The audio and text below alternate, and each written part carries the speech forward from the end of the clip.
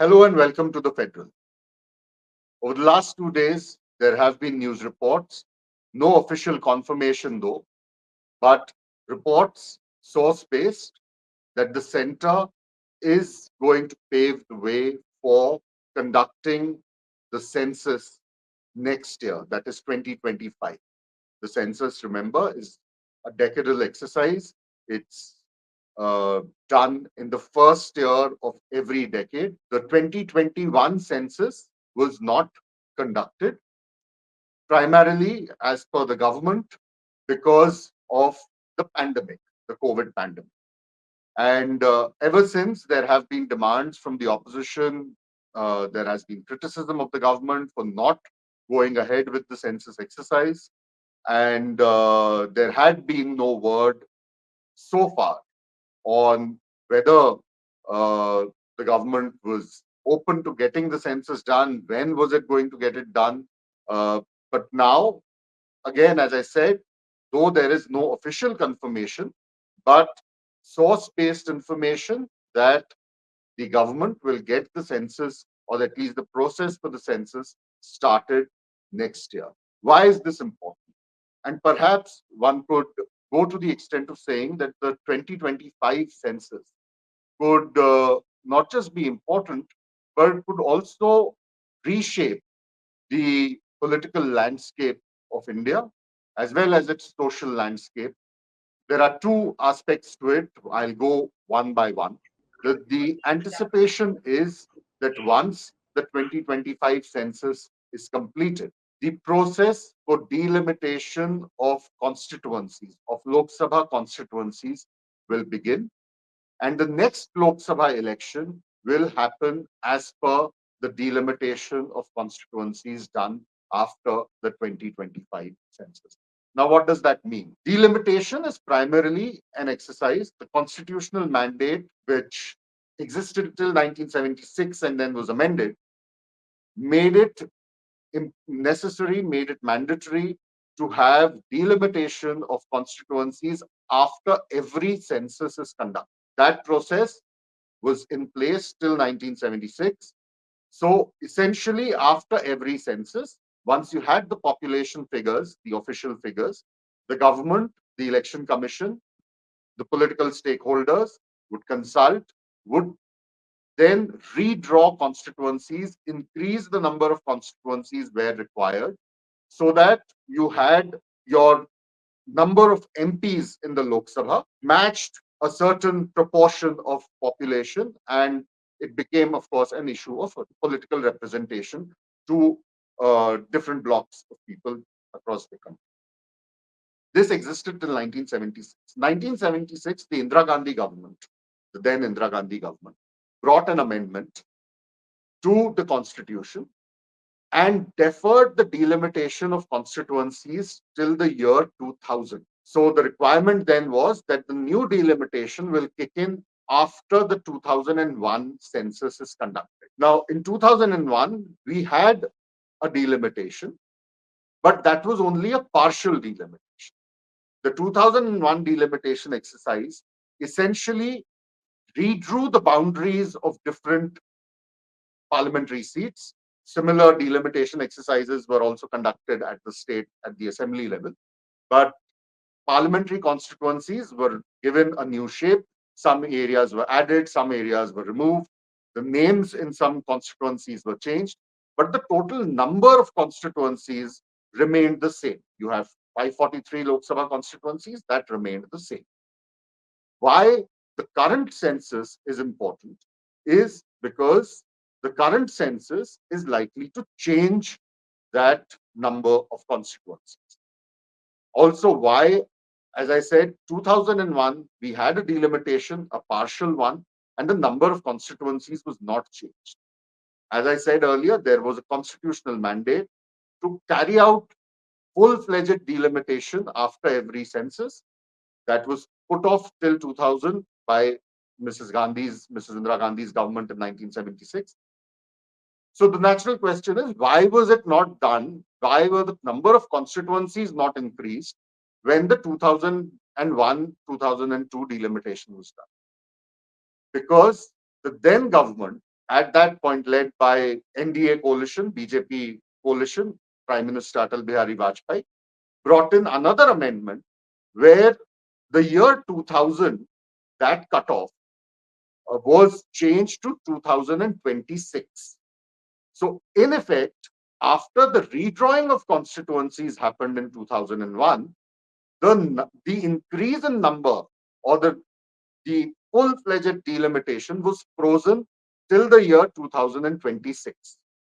Now, you would perhaps be thinking that if it was frozen till 2026, why is it that people are making such a big deal out of it? As I said, there are major political ramifications. One, of course, and I believe that before any kind of delimitation happens, the government will also have to bring in another constitutional amendment to amend the change made by the Vajpayee government, by Mr. Vajpayee's government in the year 2002. Because the requirement there for delimitation is that it has to be based on the first census conducted after 2026. Now, if the reports circulating at the moment are anything to go by, this census will happen in 2025. So that goes against the constitutional mandate of the 2026 cutoff. So first step, the government will need to bring in a constitutional amendment to change that cutoff from 2026 to perhaps say the first census conducted after 2024 or after 2025, depending on when exactly the census is going to be conducted. Now, once that is done, how do you increase the number of constituencies? That's where the political, uh, you know, ramifications come in. The increase is based on the proportion of population. Over the last few weeks, there has been a lot of political uproar coming, particularly from the South Indian states, uh, from states like Tamil Nadu, from Andhra Pradesh, Kerala, where political parties, the ruling parties there, have been saying that we need to increase our population, that people in Tamil Nadu need to increase, you know, basically do away with family planning, have more children, so that your population is more. Once your population is more, you get more political representation. Fear there is that if a blanket criteria of proportion to population is taken into account for the delimitation exercise, there will be a huge difference in the number of MPs that are elected from the North Indian states where the population is very high, the density of population is very high, compared to the southern states where, because of very effective family planning methods adopted by families, uh, the government's intervention on that front for promoting family planning, because of that, the population there in those states has remained under check. And the political leadership from the southern states argue that why should the South Indian electorate be penalized for something that was actually done in the interest of the country, which was to contain population. So that's one aspect.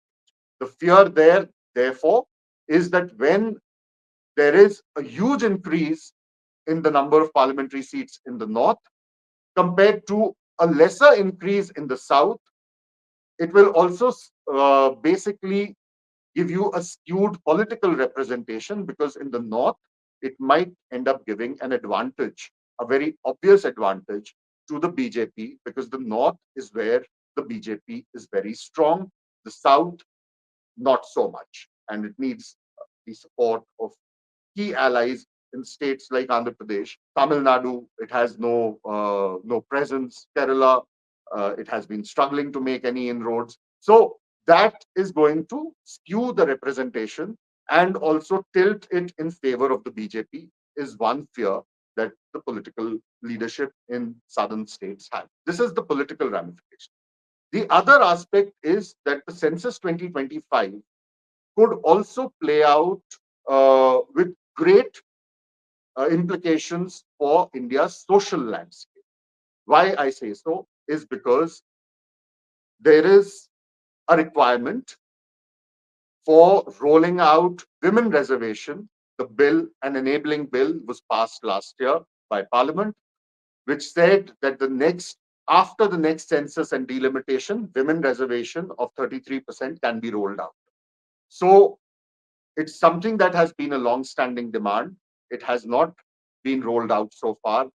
The bill also had come under attack from the opposition precisely for this reason, that it's a bill that does not promise a timeline.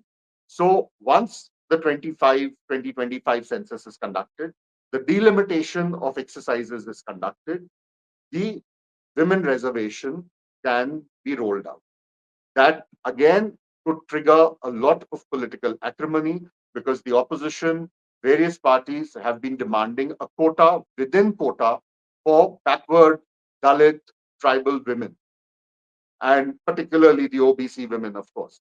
So that's one aspect. The other aspect, which will have great social impact, would be whether or not the center goes ahead, conducts a caste census.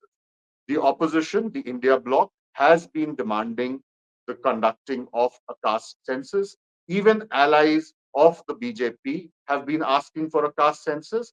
And now even the RSS has said that it has no objections to a caste census being carried out. Now, the caste census, if it is carried out, the opposition would of course pressurize the government for caste enumeration, but it would also be looking out for how this caste enumeration is done, whether all aspects of caste enumeration as demanded by the India bloc are met in that enumeration exercise.